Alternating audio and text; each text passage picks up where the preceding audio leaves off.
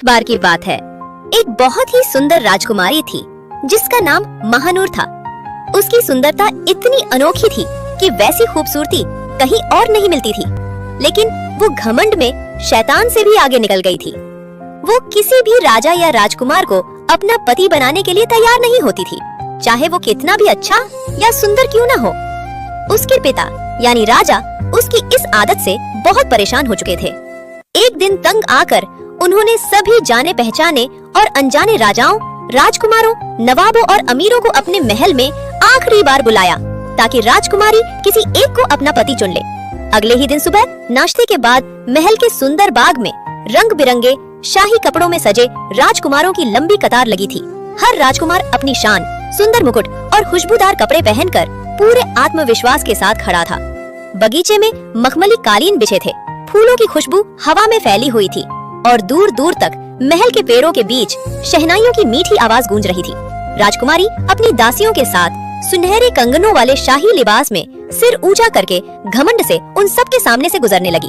वो हर एक को सिर से पांव तक देखती और फिर नापसंद करके मुंह फेर लेती। जब उसकी नजर पहले राजकुमार पर पड़ी जो थोड़ा मोटा था, तो उसने हंसते हुए कहा, मुझे यह बियर का पीपा क्यों चाहिए। दूसरा राजकुमार बहुत दुबला पतला था, जैसे हवा उड़ाकर ले जाए। तो राजकुमारी हंसी और बोली, मुझे ये सूखी लकड़ी की छड़ी क्यों चाहिए। तीसरे की रंगत पीली थी, जैसे वो कई दिन से बीमार हो। तो उसने कहा, अरे ये तो बीमार जैसा दिखता है, मुझे नहीं चाहिए। चौथा कुछ ज्यादा ही सेहतमंद था, उसके गाल लाल लाल थे। तो वो ताना मारते हुए बोली, ये मुर्गा है या राजकुमार, मुझे नहीं चाहिए।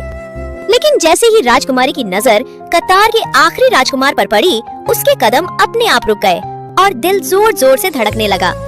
वो राजकुमार शाहजीमान था, बहुत ही सुंदर और आकर्षक। उसके पूरे व्यक्तित्व में एक ऐसा रौब और आकर्षण था जो किसी के भी घमंड को पिघला सकता था।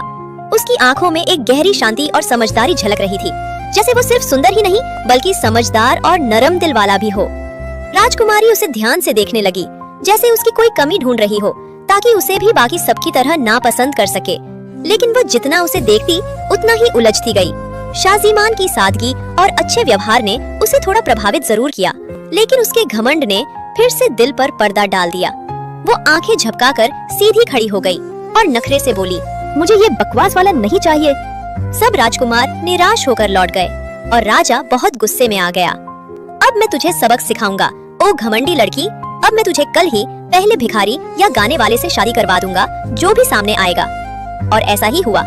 अगले दिन सुबह महल के पास एक युवक आया।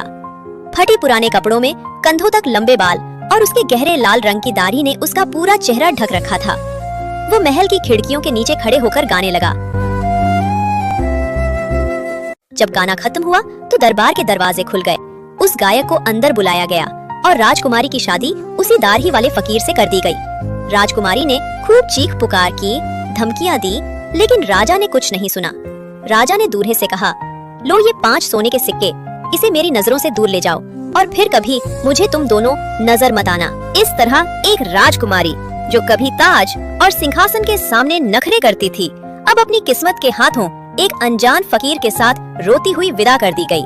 दूल्हा चुपचाप उसे अपने साथ ले गया। जो राजकुमारी कभी सोने के पलंग पर सोती थी, अब नंगे पांव, गहरी उदासी और हैरानी के साथ एक अनजान